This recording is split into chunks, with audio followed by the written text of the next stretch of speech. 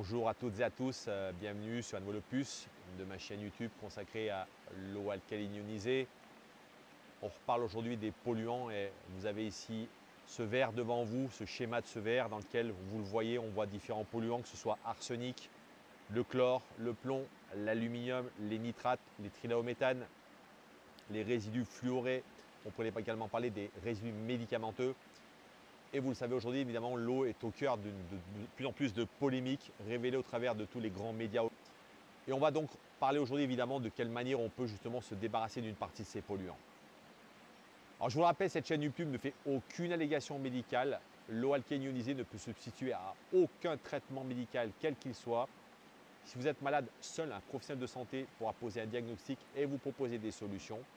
Cette chaîne n'a qu'un but informatif, faire prendre conscience de l'importance d'une bonne hydratation, car je vous rappelle que sur le plan cellulaire, 99,99% de vos cellules sont composées d'eau et à ce titre, cette eau y joue un rôle crucial, prépondérant et majeur. Je produis 2 capsules par semaine, une le mercredi et une le dimanche. Et vous pouvez via la page d'accueil de ma chaîne YouTube qui apparaît ici à l'écran, prendre un rendez-vous pour vous entretenir sur des sujets que je n'aurais pas évoqués au niveau de mes différentes capsules, mais également vous permettre de répondre à certaines questions sur l'utilisation par exemple de votre ioniseur. J'ai choisi d'intituler aujourd'hui cette capsule « Si vous ne filtrez pas votre eau, c'est votre corps qui la filtre » et là ça vous permet effectivement de refaire finalement un point sur la filtration. Que vaut la filtration d'un ioniseur et notamment le process de ionisation. Et on va le voir qu'effectivement beaucoup de polluants contenus dans l'eau vont pouvoir être débarrassés avec ce système d'appareillage. Et qu'à ce titre, vous allez le voir, pour moi c'est un des combos peut-être les plus intéressants actuellement lorsqu'on notamment il s'agit de boire une eau de qualité et de boire une eau filtrée. Alors vous le savez, cette chaîne régulièrement fait un peu le point sur les différents polluants qu'on trouve dans l'eau et vous avez remarqué que ces dernières années, on est vraiment passé à une vitesse supérieure lorsqu'on est en train de découvrir que finalement, un grand nombre de polluants sont présents dans l'eau, il y en a de plus en plus. À part que simplement, il n'y en avait pas avant beaucoup plus et que simplement maintenant, on a commencé à les détecter, à véritablement les chercher. Car vous le savez, aujourd'hui, malheureusement, nos analyses d'eau dans nos communes sont largement insuffisantes. Elles ne détectent qu'un certain nombre de paramètres. Et à ce titre, effectivement, il y a beaucoup de polluants qui sont dans l'eau qui malheureusement passent sous le radar de ces contrôles. Donc ça ne veut pas dire qu'ils n'existent pas. Simplement, lorsque vos communes font des analyses d'eau, elles vont principalement relever les principaux polluants qu'on va trouver dans l'eau, mais bien évidemment, on n'en aura pas la totalité. Alors ce qu'on va voir ici ensemble, c'est finalement de quelle manière on peut justement pouvoir éviter de consommer un très grand nombre de ces polluants. Alors peut-être rapidement, pour ceux qui ne sont pas informés sur le sujet, reprendre un petit peu aujourd'hui les différents toxiques qu'on trouve dans l'eau, les principaux, puisque là aussi je vous invite également de votre côté, puisque vous savez qu'on est toutes et tous des gens qui vivons dans des régions différentes de France et à ce titre, les niveaux de pollution ne sont absolument pas les mêmes qu'on vive en ville ou qu'on vive à la campagne, où à la campagne on va plutôt souvent d'ailleurs trouver des résidus agricoles. En ville, plutôt des résidus industriels, même si ce n'est pas toujours aussi clair que ça. Mais en tout cas, évidemment, il faut véritablement de votre côté connaître les différents polluants qui se trouvent dans votre eau. Mais d'une manière générale, vous voyez, je vais vous donner quelques grandes familles que vous connaissez. On va commencer notamment par le plomb. Le plomb, sachez que c'est un neurotoxique. Malheureusement, beaucoup de villes sont encore équipées de canalisations et à ce titre, évidemment, c'est le saturnisme qu'on peut également retrouver à cause du plomb et on le retrouve également dans des vieilles peintures. On trouve également des perturbateurs endocriniens, je pense notamment aux hormones, à tous les résidus médicamenteux, que ce soit donc toutes les pilules abortives, que ce soit tous les médicaments génériques qui sont utilisés par un grand nombre de gens aujourd'hui, tous les anticancéreux qu'on va retrouver notamment dans l'eau. On va également retrouver des nitrates. Vous le savez, les nitrates, c'est effectivement souvent des produits qui sont issus de l'agriculture, des contaminants radioactifs, même si aujourd'hui le radon, on en trouve forcément un grand nombre de régions en France. On va également trouver de l'arsenic, qui est malheureusement un toxique, un cancérigène, qui provoque des problèmes cutanés. On va également trouver de l'aluminium, qui vous le savez aujourd'hui est suspecté comme étant un des principaux fourvoyeurs de la maladie d'Alzheimer. On pourrait également parler du chlore, évidemment, qui lui, malheureusement, lorsqu'il est mis dans l'eau, n'est pas considéré comme un polluant à part entière, mais sachez que le chlore, néanmoins, reste aujourd'hui un puissant oxydant cellulaire. Alors, si vous consommez du chlore pendant trop longtemps, ce chlore peut véritablement être nocif pour votre santé. Alors, face à ces polluants, aujourd'hui, un grand nombre de gens s'inquiètent et à juste titre parce qu'on se demande finalement qu'est-ce qu'il va falloir qu'on fasse, notamment quand on voit que dans l'eau de notre robinet, on a autant de polluants. Donc pour certains d'entre vous, ben, la solution c'était d'acheter des bouteilles plastiques. Et là, je vous remettrai également ici une vidéo sur une capsule sur les bouteilles plastiques, ce que j'en pense. Et vous le verrez, eh bien, malheureusement, ce n'est pas forcément mieux, même si effectivement on va trouver peut-être moins de polluants. Moi, sachez que le plastique, ben, lui seul, c'est un polluant à part entière puisque c'est un produit pétrolier. Et à ce titre, lorsqu'il va se déposer notamment dans vos organes, eh bien, il va véritablement devenir un poison qui finalement va, au fil du temps, commencer à s'installer dans votre corps et générer à terme forcément eh bien, de l'inflammation et des maladies chroniques. Alors l'idée aujourd'hui, c'est de comprendre qu'il faut absolument effectivement trouver des solutions. Et vous le savez aujourd'hui, un ioniseur peut être une de ces solutions pour justement filtrer un grand nombre de ces polluants. On a vraiment mis un focus très important et notamment le fait de filtrer cette pollution. Mais je considère qu'aujourd'hui, ce n'est pas forcément que cet aspect qu'il faut focaliser notre attention parce que je pense qu'aujourd'hui, les polluants sont malheureusement partout dans notre vie, que ce soit bien évidemment dans l'eau et c'est le sujet de cette capsule, mais vous le savez aujourd'hui, l'air que nous respirons, notamment au niveau des microplastiques, je pense également à toute la pollution atmosphérique, je pense également aux aliments transformés que nous mangeons, à tout ce que nous pouvons absorber via notamment également nos poumons, et bien fait qu'aujourd'hui on a une masse, une charge toxique qui pèse au-dessus de nous, qui est très importante. Donc à ce titre, évidemment, il faut filtrer notre eau, mais il faut également lui mettre une deuxième propriété, et ça j'en ai parlé dans une autre capsule, qui est notamment cette capacité de nettoyer, de vous nettoyer sur le plan cellulaire. On va le voir, pour moi, un ioniseur, je pense, reste un excellent combo justement pour faire ce nettoyage cellulaire, mais également vous protéger de certains toxiques dont je vais vous parler maintenant.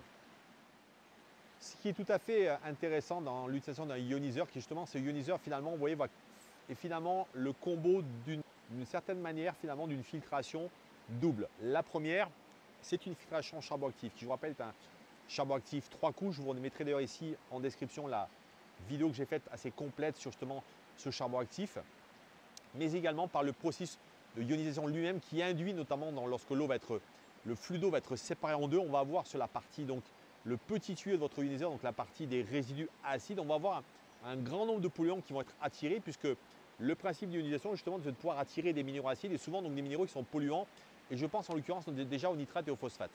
Donc sachez qu'effectivement le charbon actif seul ne suffit pas. Alors ce qu'on peut dire notamment si on parle maintenant juste de notre filtre à charbon actif, on a une très bonne filtration sur les pesticides et croyez-moi ils sont aujourd'hui nombreux notamment lorsqu'on va acheter des fruits et légumes. Les triels au méthane donc qui sont également des résidus très, très courants, elle va également les filtrer de manière très efficace. Le plomb, on peut avoir une bonne filtration également du plomb avec le charbon actif. Les résidus médicamenteux, c'est pareil, on peut avoir également une bonne filtration. Encore une fois, il faut connaître bien évidemment tout l'ensemble de ces molécules. L'aluminium, eh bien, on va le filtrer également avec le charbon actif, mais également parce qu'on a une chambre de ionisation. Et les hormones, on va le faire également de manière partielle. Donc, ce qu'il faut comprendre aujourd'hui, c'est que notre filtre à charbon actif, couplé finalement avec cette ionisation, donc ce traitement qui va séparer l'eau en deux en attirant donc ces minéraux acides, va permettre à la fois de faire deux choses. Un, déjà débarrasser dans un premier temps via donc ce filtre en charbon actif de qualité médicale 3 couches. Donc on vient de le voir, de pouvoir se séparer de ces polluants nocifs qui sont présents dans notre eau et donc potentiellement dangereux pour notre santé. Mais en plus de cela, on va voir derrière une deuxième action qui, lorsque cette eau donc, qui est déjà débarrassée de ces polluants, va passer dans cette chambre d'électrolyse, va attirer donc cette partie basse, cette partie acide, une partie de nitrate, une partie de phosphate, une partie de ces résidus acides très souvent et donc qui va donc rendre notre eau finalement assez intéressante. Parce que je vous rappelle qu'un ioniseur a cette qualité, c'est qu'il laisse passer les minéraux de l'eau, contrairement, je vous le rappelle, à un osmoseur d'eau qui lui va éradiquer, va complètement supprimer la charge minérale de votre eau. Et donc vous voyez à ce titre aujourd'hui, je considère qu'un ioniseur bien évidemment a cette qualité de filtration, mais surtout ce qu'il faut retenir lorsqu'on parle de filtration d'eau, c'est qu'aujourd'hui, comme je l'ai évoqué tout à l'heure, nous sommes à un moment où la menace toxique de produits chimiques, elle est extrêmement importante, que ce soit par l'eau que nous buvons, les aliments que nous consommons, par l'air que nous respirons. Et à ce titre, eh bien, nous devons absolument comprendre qu'une eau a un rôle crucial. C'est un petit peu l'eau qui passe derrière moi. Vous voyez qu'il y a qui vit, qui court, qui a cette vivacité, ce mouvement. C'est retrouver une eau qui a de l'énergie. Pourquoi? Parce que si vous donnez la possibilité à votre corps d'avoir de l'énergie, vous êtes en capacité de lui donner les moyens de pouvoir justement de se débarrasser d'un grand nombre de ces déchets métaboliques. Et là, je vous le rappelle, on a également certaines personnes qui ont fait des tests, notamment je pense des tests de chélation sur les métaux lourds, qui démontrent qu'aujourd'hui, lorsqu'on boit cette eau pendant un certain temps, eh bien, cette eau est en capacité de réduire cette charge et en tout cas d'amener une charge en métaux lourds qui est tout à fait acceptable pour votre corps. Parce qu'encore une fois, lorsqu'on parle de métaux lourds, eh bien, vous le savez, il y a des seuils qui au bout d'un certain moment, vont notamment compromettre notre santé. Et à ce titre, eh bien, on a eu l'occasion de voir, j'ai eu l'occasion de voir des tableaux de gens qui ont fait donc des résultats de tests de chélation, démontrant à quel point cette eau, eh bien, parce qu'elle avait cette capacité de nettoyage, était en capacité finalement de faire le job, en plus de la filtration proposée par notre ioniseur. Alors je vous le rappelle, acquérir un ioniseur, c'est simplement faire un investissement pour les 20-25 prochaines années dans un matériel de qualité médicale proposé par un manufacturier japonais qui va vous permettre à terme de réaliser des économies parce qu'au bout de 5 ans, lorsque vous aurez financé votre appareil à partir de 80 à 90 € par mois, eh bien vous vous retrouvez au bout de la 5e année en train de finalement avoir réduit un grand nombre de dépenses, que ce soit bien évidemment sur les bouteilles d'eau, mais l'eau de votre robinet qui bien sûr est 100 à 300 fois moins cher que l'eau en bouteille et qui lorsqu'elle va se retrouver filtrée et ionisée va avoir cette qualité tout à fait intéressante permettant bien évidemment de vous hydrater correctement.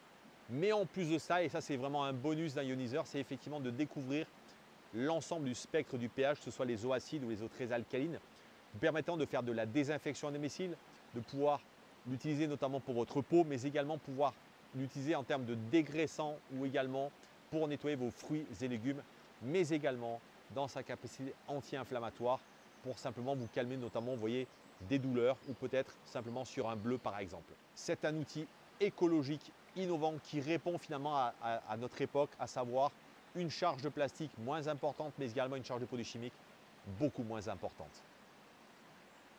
Je vous le rappelle, l'eau alcaline ionisée, c'est 3 propriétés. La première, c'est une eau alcaline qui, comme un buvard, va tamponner l'excès d'acidité de votre corps, mais également renforcer le niveau de vos tampons alcalins.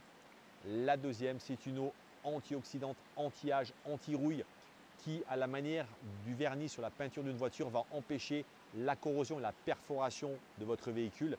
Et de la même manière, pouvoir réduire, pouvoir ralentir l'effet de l'oxydation cellulaire générée par les radicaux libres, mais également pouvoir vous permettre d'avoir un meilleur vieillissement de votre peau. La troisième, c'est une eau hexagonale, microstructurée, qui par son poids moléculaire va vous permettre une hydratation plus intéressante, une meilleure assimilation des minéraux, mais surtout, on vient de le voir, un meilleur nettoyage, une meilleure chélation cellulaire pour justement pouvoir se débarrasser de ces charges toxiques, de ces déchets métaboliques. Je vous dis à très bientôt, prenez soin de vous.